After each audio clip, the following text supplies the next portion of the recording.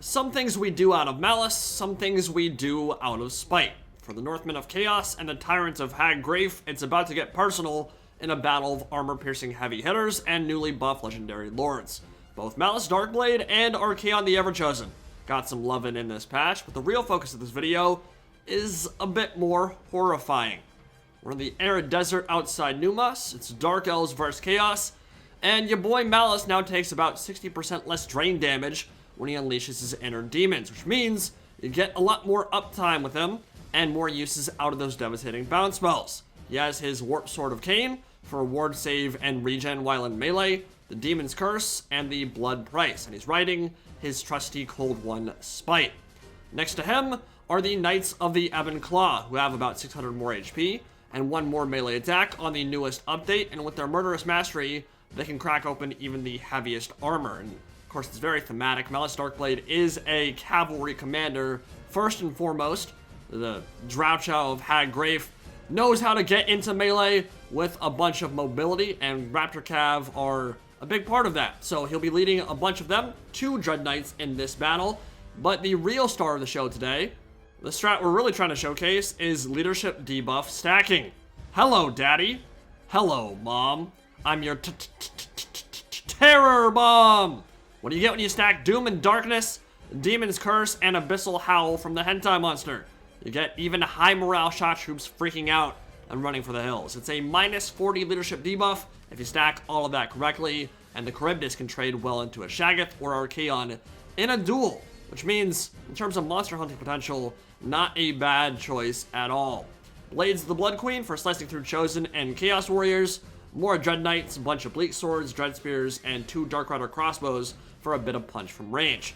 And for the Warriors of Chaos, it's getting heavy metal up in here. That's how they do it. Chaos Warrior Frontline, led by Archaon the Everchosen, who continues to get better and better as we edge closer to Warhammer 3. Slayer of Kings no longer needs to recharge in melee, which means more top-tier slicing and dicing from the Lord of the End Times. He has Fireball, Flaming Sword of Ruin, and Piercing Bolts of Burning, but no Crown of Domination. Chaos Knights and Chaos Spawn in the back, some Warhounds, and a Dragon Ogre Shaggoth, which is objectively a better monster than the Charybdis, but doesn't necessarily like fighting one head-to-head, and a Pulsating Pleasure Cannon too, to force a fight near these dudes. Now, immediately, right from the word go, Hell Cannon putting pressure on the Dark Riders, which is a pretty good thing to get off the field. If you have those things shooting into your Shaggoth or your Chaos Knights for the entire game, they'll be in a lot of pain. They'll be off the field pretty quick, in fact. Armor piercing is kind of the Dark Elves' forte, and if you allow them to shoot in to whatever the hell they want to, you're in for a rough time. Pretty strong tactical position for the Warriors of Chaos here. Clean lines of fire and a bit of elevation for the artillery, nestled atop that dune. Dark Elf infantry is particularly susceptible to shots from the demonic dildo cannon because they're all compact and neatly ordered. Means that any AoE shot lands in and amongst them will be especially disastrous for the Druki. So Malus and the Cav might need to run interference here, try to bait out some shots and absorb some attention so the cannon doesn't cast its baleful gaze upon those executioners like it just did.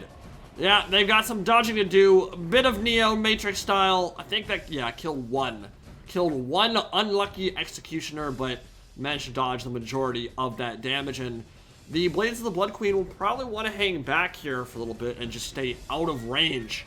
Let the Dark Riders or something less important take those shots. Just a bit of cat and mouse so far. A bit of probing, Archaon watching, waiting, commiserating. In a straight-up duel with Malus Darkblade, he should be able to crush that with the Slayer of Kings, but of course Malus is a little bit better at clearing out stuff in an AoE, and he has those terror effects, those stacking leadership debuffs, that are also quite useful. Big shot coming in, sticky icky purple ectoplasm slamming into the Dread Knights and the Dark Riders. Malus into the Chaos Warriors, and Archaon quick to follow suit. A bit more dangerous to play these games now on the most recent update because the changes to mass have made it so legendary lords have a harder time pushing through infantry formations. But the Charybdis is there to support Malus as he makes good on his escape. And that is one incredibly unfortunate Chaos Warrior. He's just a plaything. A chew toy, gobbled up by some terror from the deeps. Chaos Warhounds going after the Dark Riders, caught out by the Dread Knights coming in from the flank. managing to tie them all down. They'll want to escape, although they don't have an incredibly important role to play in this battle. There's no real back line for the Dark Elves here, so not really the biggest deal in the world if they do go down. They're rounding off, but they should be okay. Chaos Spawn plunging into the center, while the Knights of the Ebon Claw doing their best to keep away from that Dragon Ogre Shaggoth.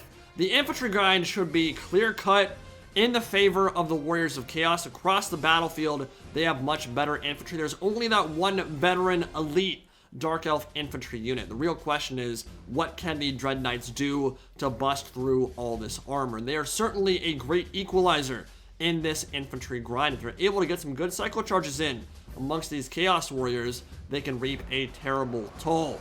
Big engagement on this side. Chaos Knights feeling like they need to be committed, and this is where the stacking leadership debuffs can really make a large impact for the Dark Elves. Doom and Darkness, minus 16 leadership. Malus Darkblade coming in with the Demon's Curse, another minus 16 on top of that. And then Abyssal Howl from the Charybdis. Now, we're going to put it in slow motion here because this stuff is so goddamn frustrating to look at. I feel like it's some fever dream where Russian hard bass dude is just like techno dancing in the middle of the dance floor. Like, what is going on here? I need to just draw a penis. Like, there's nothing else for me to do except, like, what are you doing, Charybdis? It does not attack.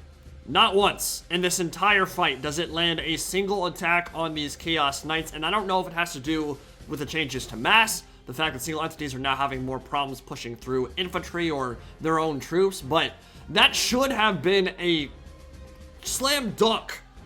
Just like that Shaggoth bringing the axe down on these Dark Elves on the other flank, that Charybdis, if it lands 3 or 4 attacks in that cavalry duel, they're just gone instantly. Instead, they're still grinding it out in melee. Meanwhile, important engagements going elsewhere on the battlefield. Blades of the Blood Queen plunging into the Chaos Warriors. This is exactly where they want to be, especially when Murderous Mastery pops. This is going to get very brutal for the Warriors of Chaos frontline. They cannot handle the Blades of the Blood Queen. There are few who can. They can deal with this kind of stat line. 63 melee attack, that's not counting their high bonus versus infantry. So, yeah. They managed to make it in relatively unscathed, and now their stats are just bananas. It's almost 70 melee attack, actually, after Murderous Mastery pops. And the Charybdis going in to fight some Chaos Spawn and Archaon. So, they did manage to round off the Chaos Knights. It just took way longer than it should have. It was pretty much a perfect engagement, but just a situation where the Charybdis didn't land attacks, and if you're not dealing damage to the unit you stack all those leadership debuffs on, then they won't end up routing as fast as you would like. Charybdis is now in a pretty dangerous position. This is why the Dragon Ogre Shaggoth is a better monster. Has a lot more speed, a lot more maneuverability, so when the Charybdis gets caught out, it only has 46 speed or whatever, so it can't get away from those sticky situations. And Malus and the Charybdis now have to fight back-to-back on top of some Dread Spears and the Blades of the Blood Queen, rather than disengaging and looking for a better opportunity. The Charybdis just cannot deal with Slayer of Kings and Dragon Ogre Shaggoth wailing on him. Would have gotten some good value if it was chunking into those Chaos Knights, but in this case, unfortunately, doesn't look like it'll do too much. Just routing off, and Chaos Knights should be able to chase it to the edge of the map. Meanwhile, Dread Knight's getting a nice rear charge into the Chaos Warriors. Nothing really to punish that blob. No burning heads, no flame storms, but piercing bolts of burning on this side, opening a portal to the void. And here comes the Inferno. Chaos 1, deleted from the game.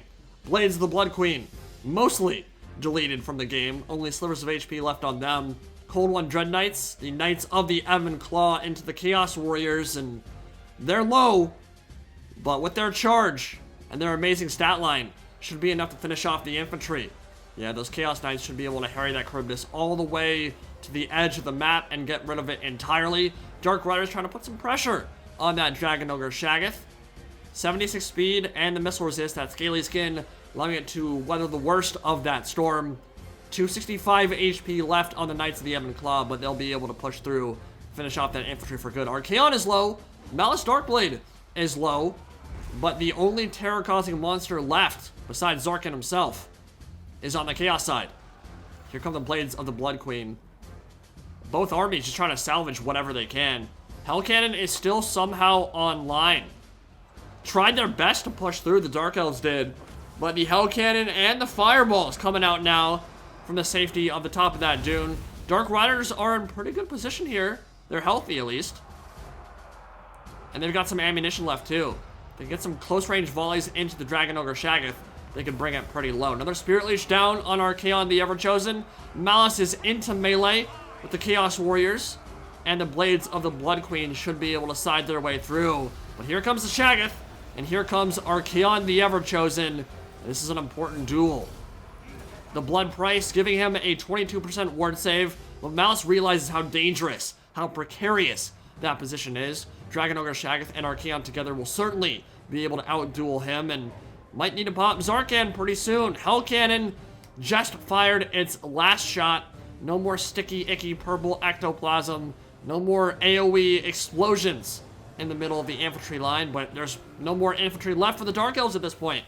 It's a handful of Cold One Knights, Malus, who's 2 hits from death, and Archaon, who's electing to, instead of charge into melee, sit back and let loose with some fireballs. He's been focusing on the Dark Riders. The Dragon Ogre Shaggoth just routed off. Just a handful of Knights of the Ebon Claw. Their charge was enough to send the Shaggoth running, and now Archaon is in a bad spot. Charybdis finally chased off the edge of the map, and that was pretty unlucky to see how long it took the Chaos Knights to run that thing down. It kind of just followed the edge of the map instead of going off completely. It should have been gone like 3 minutes ago, and that would have freed up those Chaos Knights, which could have been pretty important. But now, the Shaggoth can be run down by the Dark Riders. Another fireball from Archaon into Malus, down to 716 HP, down to 615 now, and he is going to unleash the demon within. tz'arkan, the Drinker of Worlds, comes, and he's going straight for the Chaos Warriors. Smite leading the charge, couple swings from the Demon Sword, and that is a huge Bloodstorm. Just finished off the majority of that Chaos Warrior unit. And now Spite can feast, and the terror beginning to kick in for the Chaos Warriors. Archaon certainly doesn't have enough HP to deal with a healthy, full-strength tz'arkan. So the way you beat him is you avoid him. Just don't engage, or engage with overwhelming duel prowess. And in this case, Archaon can't offer that because he's so low. I actually just realized that tz'arkan doesn't cause terror, which is weird. He's only fear still. I actually thought when he switched over to tz'arkan he caused terror. I guess not.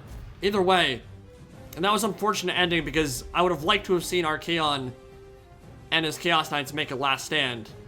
That army losses penalty is just sometimes so annoying at the end of games. Like, I get why it's in the game, but it can ruin some relatively cinematic moments, and a final duel there would have been pretty cool. But this was a case where the stacking leadership debuffs were not quite as awesome as I would have liked. I was a little bit sad because I took what was a perfect engagement, or at least a very good one, against those Chaos Knights, and didn't really get rewarded for it in the way that I would like to. The Chaos Knights kind of held up that flank for a while, and you saw that while they held up that flank, the Chaos Spawn and the rest of these guys were able to bust through on their side and really make the infantry grind a tough proposition for the Dark Elves. Malus did okay. The Dread Knight certainly did. Blades of the Blood Queen, not amazing damage value on any of this stuff, but yeah, like the 521 on the Charybdis, like that should have been way higher. He had like a full minute to bite in to those Chaos Knights and ended up not landing a single attack. I don't think he even had an attack animation go off because he was so busy breakdancing in the middle of the dance floor. Somebody called 911. Shorty fire burning on the dance floor. Speaking of burning, Archaon, I mean, he has been good for a while, but he continues to get better and better, and I am scared to see what he'll be able to unleash by the time that Warhammer 3 comes out. The Hell Cannon was a great pick here. 2,000 damage value, got 2 chevrons, did a decent amount of damage to the infantry, to the cav, hit everything and used all of its ammunition. Chaos did a great job defending it, but Archaon might have been a little bit passive in the end game there. I get why you didn't want to go in and try to duel Malus, because then you switch over to tz'arkan and then you're really close to a scary single entity that could certainly finish you off. But I think You force Tz'arkan out and then run away. And if he did that a little bit earlier, might have been able to change the outcome there. Hope you guys enjoyed.